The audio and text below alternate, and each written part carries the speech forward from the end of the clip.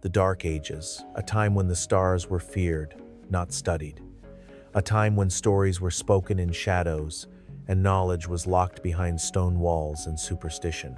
Fire was the brightest light some would ever know.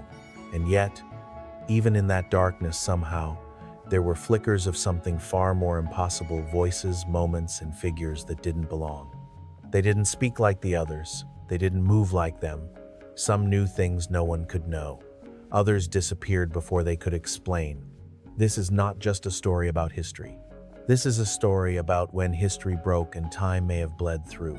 In a small village near what is now southern France, local monks kept meticulous records, pages filled with Latin prayers, crop cycles, and birth deaths. But buried in one account, dated 1327, a monk wrote of a man with no tongue for our speech, who wore cloth like stars and glass, who wept at the fire and spoke of towers that moved. At first, the villagers believed he was a madman, perhaps a survivor of war or plague, but the monk wrote that this man named places no one had heard of, cities that would not exist for hundreds of years. Americum, he called one, another, Tokyo. He drew things they had no words for, objects that resembled carriages without horses, boxes that glowed with moving pictures, lights without flame. He was beaten, starved, prayed over. Then, one night, he vanished. No tracks, no struggle, just silence. That monk wrote in shaky ink, "He was not one of us. I fear he came from the stars, or the days yet to be." Some say it's fiction, others say the monk had gone mad. But this is not the only record.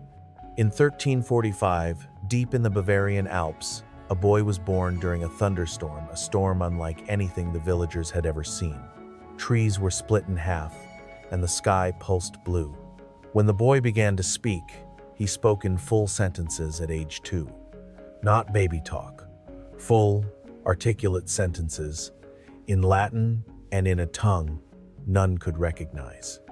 At 8, he began building structures from stone and scrap shapes no one had seen before. One resembled a wheel within a wheel, and another looked almost like a compass, but spun on its own. He claimed he'd seen the world through the sky. He said the earth was not flat. He said the sun was not moved by angels but by gravity. That word meant nothing to them, nothing at all. The local priest, terrified of heresy, accused the boy of consorting with devils. By 10, the boy was burned alive. His final words, shouted through flames, were said to be, "They will see one day. Through glass and stars they will see." Who was he? How could a child, born in isolation, with no education, know the earth was round, and that something called gravity pulled on the world? The story was whispered across Europe for decades. The star-born child, they called him. One more tale, from 1381, comes from a castle near the border of modern-day Wales. The lord of the manor kept a private prisoner. No one knew who he was, only that he had appeared in a field unconscious, dressed in strange black fabric that shimmered like oil, with a small silver disc in his hand. When he awoke, he refused to eat, to drink, to speak. But he stared at the fire, as if it confused him. Eventually, after weeks of silence, he said only one phrase in perfect English, "I didn't mean to come here." Then he cried, not the way a man cries from pain, but the way someone cries when they've lost everything, when their world, their family, their time is gone. The Lord ordered him kept in the dungeon, but 3 days later the guards found only empty chains. The stone wall had no cracks, no openings. He was simply gone. The silver disc? It remained, but it rusted to dust within weeks. People today try to explain these stories away. They call them legends, folk tales, mistakes in translation. But they forget these stories were recorded by men who risked their lives to write the truth. Back then, to lie about such things was dangerous. Heresy could cost you everything. And still, these scribes, these monks, these villagers chose to write down what they saw, what they heard, what they felt in their bones to be true. They were not writing science fiction. They were writing warnings. Could it be that in the midst of plague, famine, and holy war, people slipped through time? Not by choice, not with machines, but maybe by accident.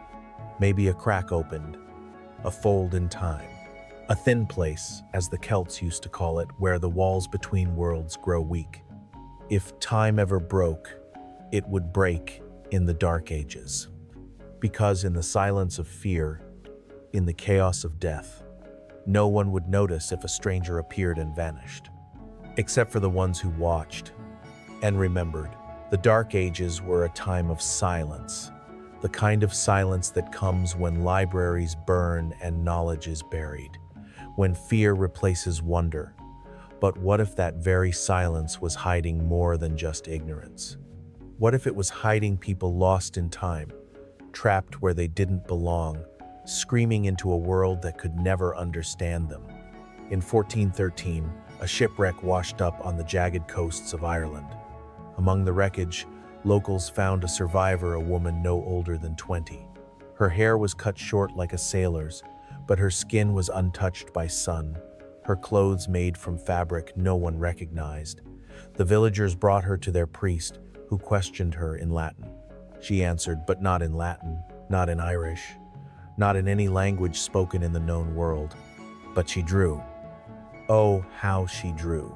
She sketched towering buildings made of shining glass, birds with no wings, gliding above clouds, circles in the sky, the moon, the earth, floating beside one another. When she tried to explain, she broke down crying. One drawing stood out. It showed a man in armor like a knight, but his sword was glowing, and behind him, a glowing door. One word was scratched into the parchment beside it. Entry. The villagers burned the drawings, called them witchcraft. The woman disappeared 2 nights later. Some said she drowned herself. Others believed something came for her, something she was trying to get back to, and her story buried with the rest. Around the same time, in the hills of Romania, a farmer's wife claimed her child had vanished in a flash of light while playing near an old stone altar.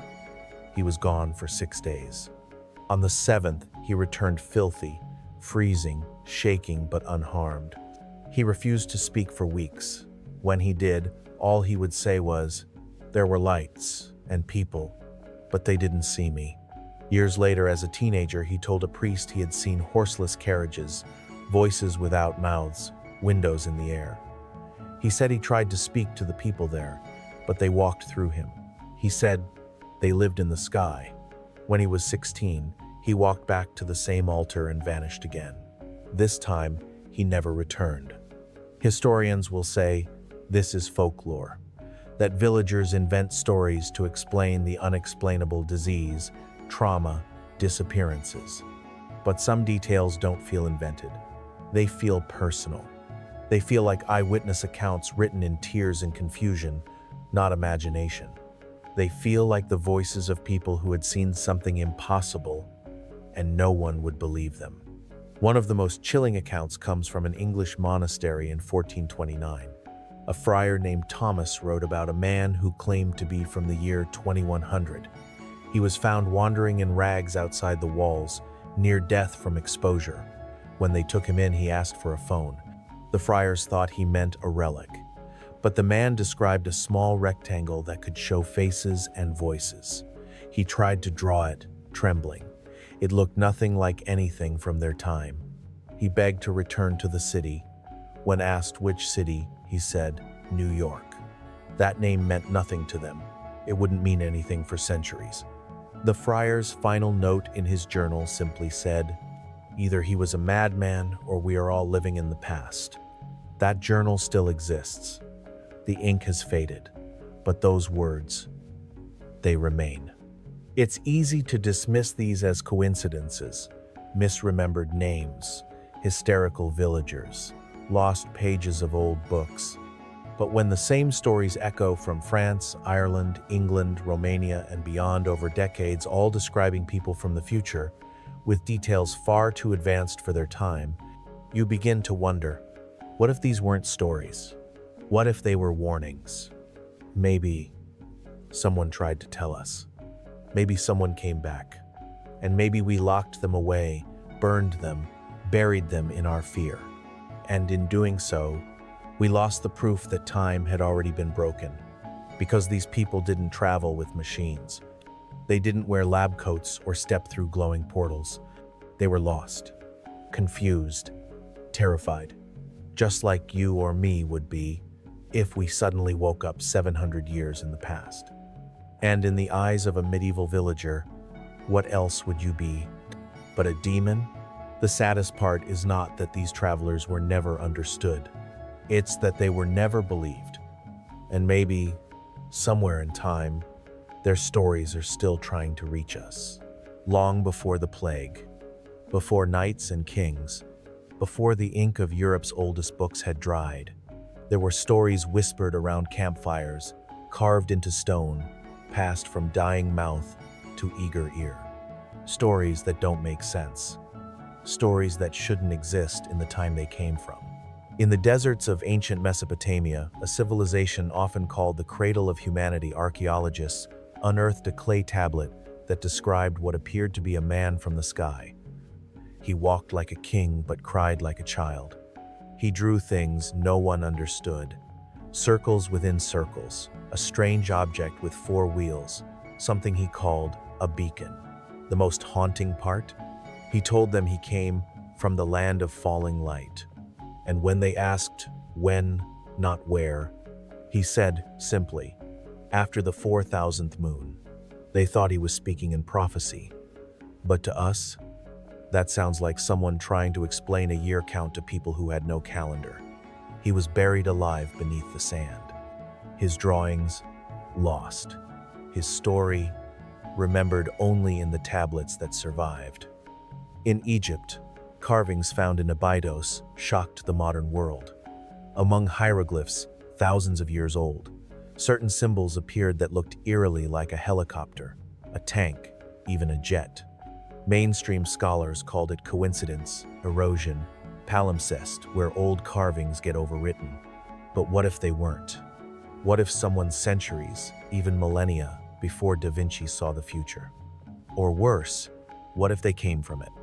In ancient China, a tomb sealed since 200 BC was opened in 2008. Among traditional items, coins, scrolls, pottery, researchers found something else. A ring. But not just any ring. It had the word Swiss engraved on it. And the design? A miniature wristwatch. How? How could something like that appear in a sealed tomb from 2,000 years ago? The official report was brief. The artifact was dismissed, never studied publicly again. Some say it was a prank. Others aren't so sure. And then there's the most heartbreaking of all, the case of the red-haired stranger of the Andes. Tribal elders from Peru speak of a tall, pale man with red hair and blue eyes, who arrived over 800 years ago. He spoke no known language but carried what they described as a shard of lightning, possibly a metallic object. He didn't try to rule. He helped, he healed, he built. And yet, he cried often, especially when he looked at the stars. He told them, through drawings and gestures, that his home was beyond the sea, beyond time. He had come through a door of light, and now that door was gone. He lived there for nearly a decade, teaching them ways to clean water and even treat wounds with heat knowledge they had never seen before. Then one night he climbed to the highest cliff and simply disappeared. Not fell, vanished. The elders passed his story down. His name was forgotten, but his presence was carved into rock. They called him the Time Ghost. All across the world, long before books and broadcasts, people described the impossible. Men who spoke of stars and machines. Women who sang songs no one knew. Children born with memories of cities not yet built. It would be easy to label them insane, if not for one shared thread. They were all haunted by loss. Not of people, but of place. They didn't look amazed by the past. They looked broken by it. They weren't explorers. They were accidents, fallen through time with no way back. What's most painful is this. They tried to explain. They tried to draw, or worse, worshipped like gods by those who could never understand them. And their stories? Scattered across time like broken glass, each shard a warning we never pieced together. But they were here. They were here. And maybe some still are. Across every continent, in every ancient civilization, the pattern repeats. A stranger arrives, never quite fitting in, always misunderstood. They speak in riddles. They carry strange objects. They describe the world that has not yet happened. And then, they vanish, die, or are written off as myths. But myths don't draw power lines thousands of years before electricity. Myths don't predict cities no one has built. Myths don't cry when they see the stars because they know they're not home. In 1935, an archaeologist named Alonso Garcia was working in the highlands of Bolivia. There, etched into the stones of Tiwanaku, a site over 15,000 years old, by some estimates he found a carving of a man holding a box to his face. The locals said it was the eye that sees the invisible. Garcia thought nothing of it until he noticed the man had something that looked like earbuds connected to the box. At the time, this was meaningless. But today, we call it a camera, or maybe a phone. The carving was old, too old. And yet, it told a story as if the artist had seen someone strange, someone foreign, using that device. In a temple ruin in southern India, 200 years ago, British officers documented statues of what looked like men in spacesuits, sitting in vehicles that resembled rockets. Scholars dismissed it as symbolism, but the local priests insisted, these are the Skywalkers, the ones who fell through time. According to legend, they came from a broken sky, burned with light, and spoke of a world with no gods. They built, they taught, they were mourned when they disappeared. One ancient chant, passed from mouth to mouth, still survives. The ones who knew tomorrow walked with us, then vanished with the wind. There's a pattern, but no one has connected the pieces, because doing so would mean admitting something that breaks everything we know. It would mean that time is not a line. It's not a straight path from past to future. Time is a fragile fabric, and sometimes it tears. And when it does, people slip through. But this isn't just a story about mystery. This is a story about pain. Because every single traveler from every age shares one thing in common. They weren't adventurers. They weren't explorers. They were lost. They were trapped in a world that would not understand them. Imagine waking up in a place with no electricity, no family, no language you understand, no way home. And when you try to explain, you're called cursed, burned, chained, forgotten. That's not science fiction, that's a human tragedy. And yet, despite the fear, some tried to leave messages. A monk's journal in 1340, a stone carving in the Yucatan Peninsula, a scroll hidden in a Japanese shrine, a symbol carved into a Viking sword hilt, one that looked eerily like an atom. All of them say the same thing, in different ways. We were not meant to be here. Some of them died, with those words still unspoken. Others passed the message on hoping someone in the right time would listen. And maybe you, right now, you are the first person who's ever truly heard them. What if the question has never been, is time travel real? What if the question should have been, when was it real? Modern scientists often speak of time as a dimension, not a line. They describe it as something that bends, stretches, something that, under the right conditions, can be pierced. Wormholes, quantum folds, black holes, energy thresholds. These ideas sound like science fiction, but they are discussed seriously today. So if now, with all our technology, we are just beginning to glimpse the truth about time, what if something long ago already touched it? The past was not empty. It was electric in ways we don't understand. There were geomagnetic anomalies, places where the Earth's own energy pulses stronger. There were celestial events, solar flares, eclipses that made the ground shake. And more importantly, the world back then was quiet. No noise, no satellites, no phones, just the earth and the sky, and the fabric of time itself undisturbed. Could that be when the veil was thinnest? Ancient texts from many cultures speak of thin places, locations where the boundary between worlds weakens. The Celts believed certain forests and stone circles held these places. The Egyptians had temples aligned perfectly with stars, as if mapping time itself. They weren't just metaphors. They may have been records of ruptures in time. But if the past was more open to time travel, because the world got too loud, too complicated, too artificial, maybe those ancient cracks in time have healed, sealed by technology, pollution, digital noise. Or maybe we've just stopped noticing. In the Dark Ages, if a man appeared out of nowhere, everyone would gather and talk. Today, we'd scroll past him on a street corner, assuming he's lost, homeless, confused. Maybe the travelers are still coming. Maybe they're standing next to us, and we've forgotten how to see. And maybe, worst of all, maybe some of us are travelers too. Think about it. Ever felt a memory of something that never happened? Ever known a place you've never visited? Ever dreamt of machines, places, or people that feel too real? What if something inside you remembers? Another life, another time, another version of yourself that was never meant to stay here. You see, time doesn't ask permission. Sometimes it shatters like glass and people fall through. And when they do, we don't see heroes. And we lock them away, never realizing they were proof of something bigger than we could imagine. But now, you know. And maybe that's what matters most. Not machines or portals, but listening.